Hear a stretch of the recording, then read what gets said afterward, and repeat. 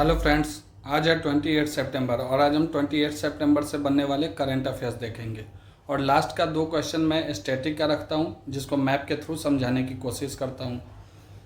तो आप वीडियो को लास्ट तक देखें और अगर वीडियो इन्फॉर्मेटिव लगे तो लाइक और सब्सक्राइब ज़रूर करें और अपने दोस्तों के बीच शेयर करें। पहला क्वेश्चन है, which country is the host of world telecom standardization assembly. तो ये इसका आंसर हो जाएगा इंडिया, क्योंकि इस बार पहला बार ऐसा हो रहा है जब इंटरनेशनल टेलीकम्युनिकेशन यूनियन के किसी भी स्टैंडर्ड को हम लोग इंडिया होस्ट करने जा रहा है। और ये इंडिया के कहाँ होस्ट होना है? ये इंडिया के न्यू दिल्ली में होस्ट होना है। कब से कब? 15 अक्टूबर से 24 अक्टूबर तक होगा ये। अब देख रहे हैं, India is set to make a significant mark in telecommunication sector by hosting the World Telecommunication Standardization Assembly in New Delhi from 15 October to 24th October. And this will be the first time such a pivotal ITU standard, इसका full form बनता है international telecommunication union. आपसे जो one liner का exam होता है, ये pre जो होगा, इससे आपको डायरेक्ट क्वेश्चन पूछेगा। इससे बहुत ज़्यादा डिटेल में जाने की ज़रूरत नहीं। अभी एग्ज़ाम पास में है, आप बस वन लाइनर क्वेश्चन के फॉर्म में इसको याद करते चलिए। अब चलते हैं नेक्स्ट क्वेश्चन की तरफ। तो सेकंड क्वेश्चन है हमारा, what is Caldwell 45 recently highlighted by NASA. तो ये काल्डवेल 45 है क्या? तो पहले तो ये जान लीजिए, काल्डवेल 45 को एक और नाम से जानते हैं, इसको याद रखना जरूरी है, NGC 5248। आपको पता होगा कि इधर जो बीते दिनों में एग्ज़ाम हो रहे हैं, इसमें साइंस एंड टेक से क्वेश्चंस ज़्यादा पूछे जाते हैं। करंट साइंस एंड टेक मतलब क्वेश्चन रहते हैं, करंट के ही फॉर्म में पूछ लिया जाता है। तो आपको ये जितने साइंस एंड टेक के क्वेश्चन दिखे, इसको एकदम अच्छे से इसको याद करें। अब देखिए ये क्या है, पूछ रहा है हमसे काल्डवेल 45 है क्या। तो इसका आंसर हो जाएगा स्पाइरल गैलेक्सी है। अब ये क्या था, इसके बारे में आप जान लीजिए। नासा जो अमेरिकी स्पेस एजेंसी है, उसने यूरोपियन स्पेस एजेंसी और हबल स्पेस टेलीस्कोप की मदद से कैप्चर की गई अनोखी गैलेक्सी का एक वीडियो वायरल किया है। अब काल्डवेल 45 गैलेक्सी का स्टारबर्स्ट क्षेत्र देख रहे हैं आप, यहाँ देख रहे हैं ये स्टारबर्स्ट क्षेत्र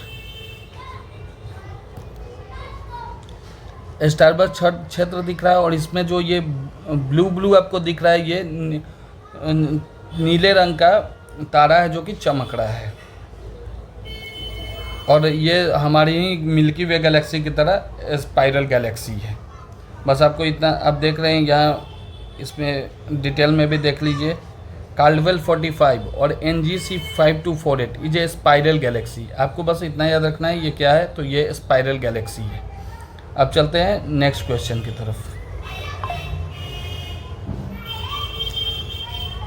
जीवित Putrika festival recently seen in the news is primarily observed in which part of India. Jivit Putrika त्यौहार कहाँ मनाया जाता है? अगर आप बिहार यूपी कहेंगे तो आपको अच्छे से पता होगा कि हम लोग इसको कॉमन लैंग्वेज में जितिया बोलते हैं, जो कि हर माँ अपने पुत्र के लिए करती है जितिया का पर्व, और फास्ट करती है। 3 दिन का ये फास्ट होता है, बिना जल के रहना होता है। तो पुत्र के लंबे आयु के लिए ये किया जाता है। तो ये कहाँ मनाया जाता है, किस एरिया में? तो ये इंडिया के नॉर्थर्न एंड ईस्टर्न इंडिया में मनाया जाता है। अब ये न्यूज़ में क्यों है? तो जितिया के दिन जो नदी में नहाने गए थे बच्चे और औरतें, 43 लोगों का मृत्यु हो गया है, जिसमें कि 37 बच्चे हैं। अब ये 15 जिलों का खबर है, बिहार के 15 जिलों से ऐसा खबर है कि इतने लोगों की मृत्यु हो गई है। तो आपको याद रहेगा। आप इससे एक चीज़ और याद कर सकते हैं। अभी जब ये न्यूज़ आया ही है, तो अभी 3 दिन पहले का ही न्यूज़ है। एक गुजरात का टेम्पल है, गुजरात का टेम्पल निष्कलंक महादेव टेम्पल।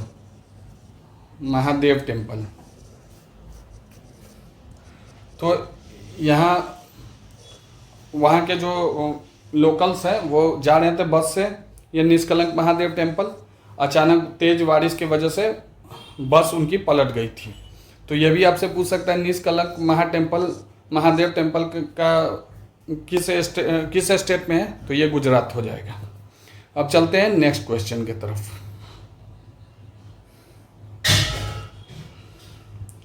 तो फोर्थ क्वेश्चन क्या है, ministry of health and family welfare recently inaugurated the climate and health solutions India conclave with which organization. तो ये हाल ही में अभी ministry of health and family welfare ने एशियन डेवलपमेंट बैंक के साथ ये climate and health solution India conclave का 2 दिन का ये प्रोग्राम था। देखिए यहाँ है भी दिया भी हुआ है, the 2-day conclave focused on the urgent intersection. अभी जो क्लाइमेट हम लोग का जलवायु परिवर्तन तेजी से बढ़ रहा है उसको रोकने के लिए और पब्लिक हेल्थ मतलब ये स्वास्थ्य को मद्देनजर रखते हुए कॉन्क्लेव ये हुआ है, ताकि इससे actionable strategies for the health sector in the face of these pressing challenges, इससे लड़ा जा सके। अब नेक्स्ट क्वेश्चन है, which Bangladesh cricketer has recently announced retirement from T20I and test cricket. अभी हाल ही में किस बांग्लादेशी क्रिकेटर ने T20I और टेस्ट क्रिकेट से संन्यास लेने का फैसला किया है? तो ये बांग्लादेश के दिग्गज खिलाड़ी हैं साकिब अल हसन, इन्होंने अपने रिटायरमेंट का घोषणा कर दिया है। अब नेक्स्ट क्वेश्चन, ये सब आप 1 लाइन फॉर्मेट में बस याद रखिए, डायरेक्ट क्वेश्चन यहाँ से पूछा जाता है। अब नेक्स्ट क्वेश्चन है, which country tops the world talent ranking 2024 में किस कंट्री ने टॉप किया है? तो ये स्विट्ज़रलैंड ने इसमें टॉप किया है। और बात अगर की जाए इंडिया के रैंकिंग की, तो इसमें इंडिया का रैंक जो है ये 56 हो गया है, ये 58 हो गया है। लास्ट ईयर ये 56 था और 56 से ड्रॉप होके ये अब 58 इंडिया का रैंक। तो इंडिया का क्या रैंक हो गया है? 58। आपको दोनों याद रखना है, पहला कौन है और इंडिया का क्या है। अब यहाँ देख रहे हैं, the IMD Indian International Institute for Management World Talent Ranking shows that among the top 10 talent, Switzerland excels in investment, development and appeal factors while maintaining high standards in quality of life, health, infrastructure, educational attainment, statutory minimum wage and foreign personal attraction। अब देखते हैं next question. फिर rank से ही question है, तो what is rank of India in global innovation index 2024। ये सैकड़ों बार exam में पूछा जा चुका है, तो इसका क्या आंसर हो जाएगा? इंडिया का क्या रैंक है? तो ये लास्ट ईयर जो था ना ये 40 था, तो 40 से हम लोग कहाँ आ गए हैं? एक प्लेस ऊपर आ गए, 39 पे आ गए। और ये 2015 में इसका पोजीशन 81 था। तो इंडिया बहुत आगे बढ़ रहा है ग्लोबल इनोवेशन इंडेक्स में धीरे धीरे। तो ये 39 है। अब इसमें भी टॉप पर जो है वो स्विट्ज़रलैंड ही है, फर्स्ट जो है वो स्विट्ज़रलैंड ही है इसमें भी। तो आपको ऐसे ही याद रखना है, अगर आपको अब 39 133 टोटल कंट्री कितने हैं? 133, इसमें 39 रैंक इंडिया का है। अब एक इससे बहुत इंपॉर्टेंट क्वेश्चन है जो बार बार पूछता है, ग्लोबल इनोवेशन इंडेक्स ये जो सूचकांक है ये जारी कौन करता है? तो ये वर्ल्ड इंटेलेक्चुअल प्रॉपर्टी ऑर्गेनाइजेशन के द्वारा जारी किया जाता है, याद रखिएगा ये। अब चलते हैं next question.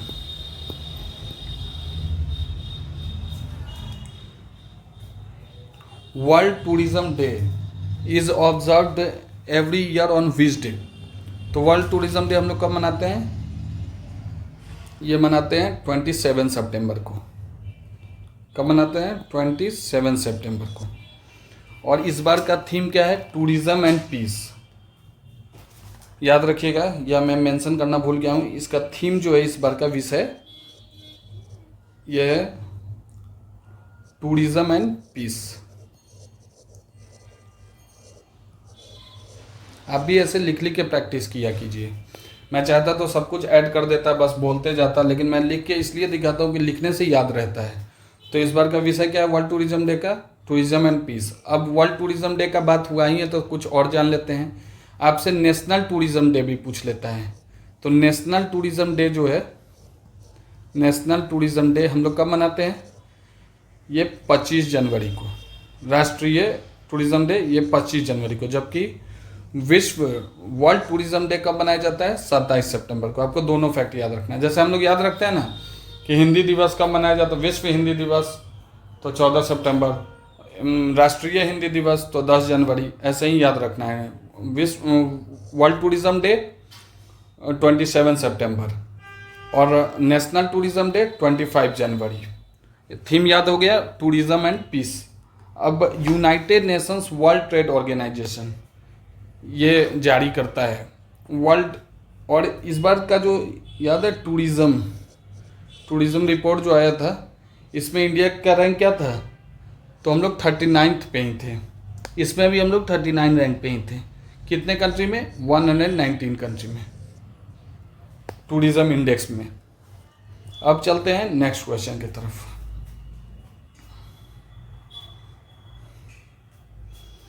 The labour ministry signed with which company to leverage the National Career Service Portal for boosting job opportunities in India? तो ये अभी लेबर मिनिस्ट्री ने किसके साथ साइन किया है हाल ही में? अमेजोन के साथ, ई कॉमर्स कंपनी अमेजोन के साथ। इसका आंसर हो जाएगा अमेजोन। तो इस कोलैबोरेशन से हो गया क्या? Go a long way in increasing the visibility of work opportunities and Amazon, aligning with our vision of Pan-India one-stop portal that effectively connects employers with candidates. ये employers को candidates से connect करेगा Amazon, और तब hiring होगी और job opportunity बढ़ेगा India में।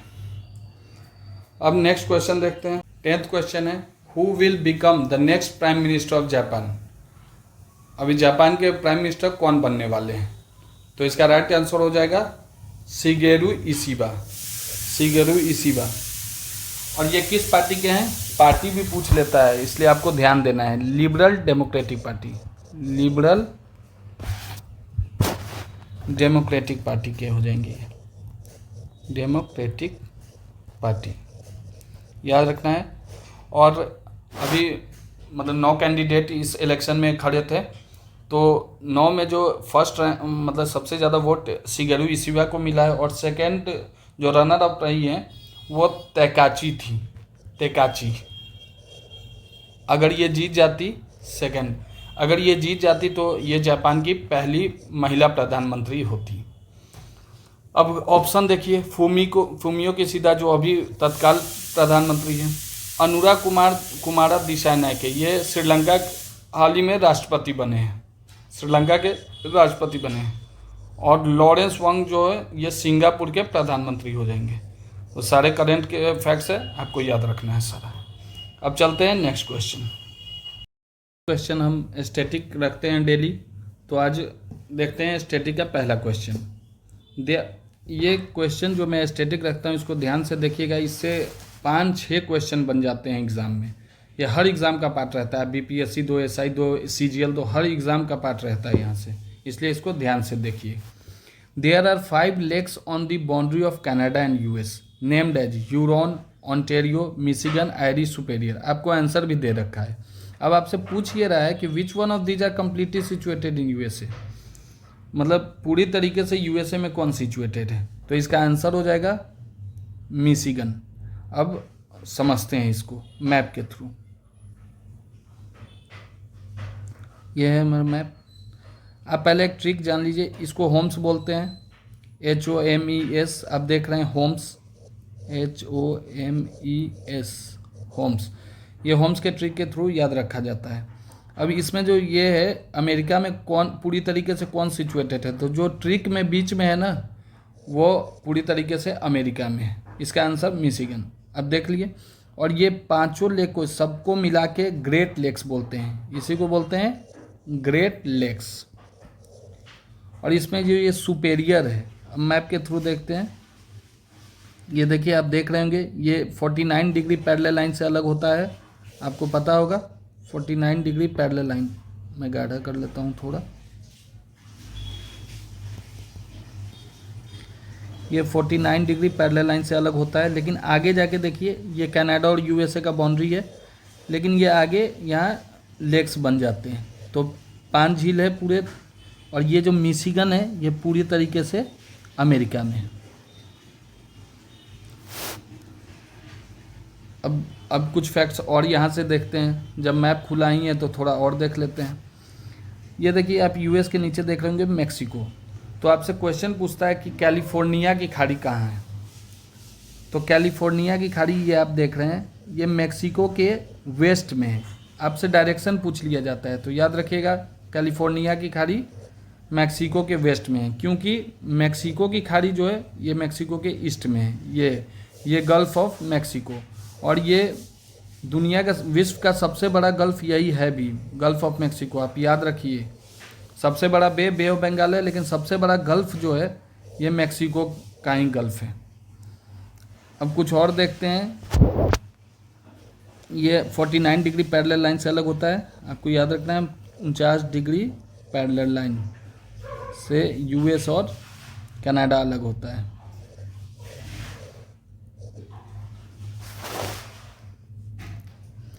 तो और ये जो देख रहे हैं ना, ये कनाडा में ये हडसन बे है, हडसन की खाड़ी, इसको भी याद रखिएगा, हडसन की खाड़ी। अब देखते हैं नेक्स्ट क्वेश्चन।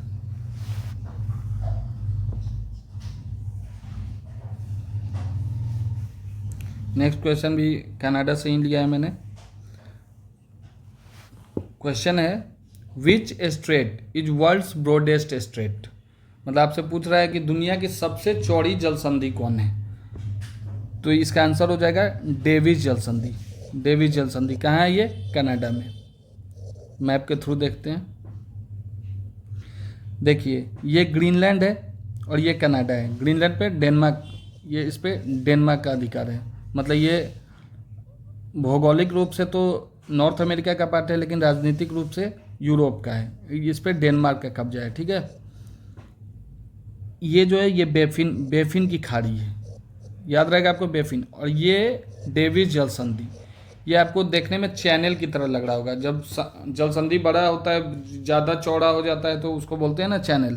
तो लेकिन ये जलसंधि है, दुनिया की सबसे चौड़ी जलसंधि है डेविस जलसंधि। आपको याद रखना है, इसका लोकेशन याद रखना है। ये आपसे कई बार एग्जाम में पूछ चुका है, डेविस जलसंधि। अब मैंने अभी आपको बताया कि ये हो गया हडसन की खाड़ी। क्या हो गया? हडसन की खाड़ी। अब इससे एक दो तीन फैक्ट और देखते हैं। अब क्या है, अभी मैंने ये 5 लेक्स तो आपको बता दिए। अब कुछ कनाडा के प्रमुख लेक देखते हैं। तो आपको याद रखना है 3 लेक कनाडा के, एकदम अच्छे से याद रखना है इसको। ग्रेट बियर, ग्रेट स्लेव और विनीपेग।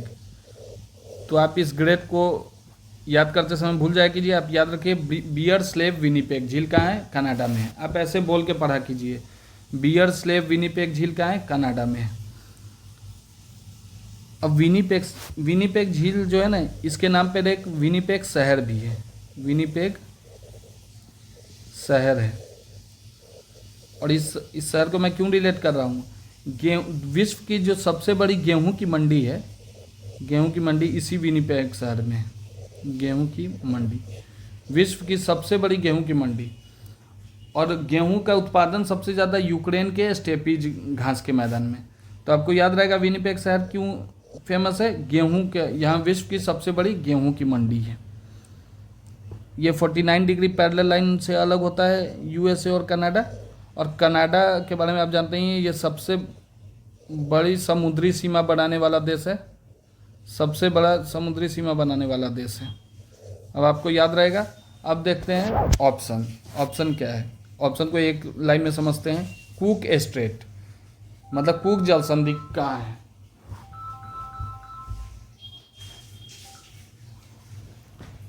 तो आपको पता होगा कुक जलसंधि जो है, ये देखिए न्यूजीलैंड जो है ना, न्यूजीलैंड कल ऐसे है, कुछ ऐसे। मतलब इसका जो है नॉर्दर्न 2 आइलैंड है, नॉर्दर्न आइलैंड और सदर्न आइलैंड। तो कुक जलसंधि से ये अलग होता है। क्या है? कुक जल संधि से ये अलग होता है, न्यूजीलैंड का नॉर्दर्न आइलैंड और साउदर्न आइलैंड। जेम्स कुक ने ऑस्ट्रेलिया और न्यूजीलैंड का खोज किया था, उन्हीं के नाम पे ये कुक जल संधि है। अब बास्पोरस जल संधि कहाँ है? तो बास्पोरस जल संधि आपको हो जाएगा, बास्पोरस जल संधि ये तुर्की में हो जाएगा, तुर्की में। और ये आप मतलब इतने अच्छे से याद कीजिए, ये बास्पोरस, ये सबसे क्वेश्चन आता है। तो बास्पोरस किन दो सागर को जोड़ता है? ये काला सागर, काला सागर और मरमरा सागर, मरमरा सागर को जोड़ता है। आपको याद रखना है ये डायरेक्ट क्वेश्चन पूछ लेता है। Bosporus strait joins which two water bodies, तो ये हो जाएगा ब्लैक सी और सी ऑफ मरमरा, याद रहेगा आपको। अब पाक स्टेट से क्या रिलेट कर सकते हैं? पाक जल संधि से इंडिया और श्रीलंका अलग होता है। कौन अलग होता है? इंडिया और श्रीलंका। तो मैंने कितने सारे फैक्ट्स बता दिए। आप अगर एक एक करके इसको क्वेश्चन फॉर्मेट में बनाएंगे तो आप जब एग्ज़ाम देंगे तो आप देखेंगे कि आपको यहाँ से बहुत ज़्यादा फायदा हो रहा है। अब देखते हैं नेक्स्ट क्वेश्चन। नहीं, अब आज का क्लास यहीं ख़त्म करते हैं। और अगर वीडियो आपको समझ में आया हो, अच्छा लगा हो, तो लाइक कीजिए, सब्सक्राइब कीजिए।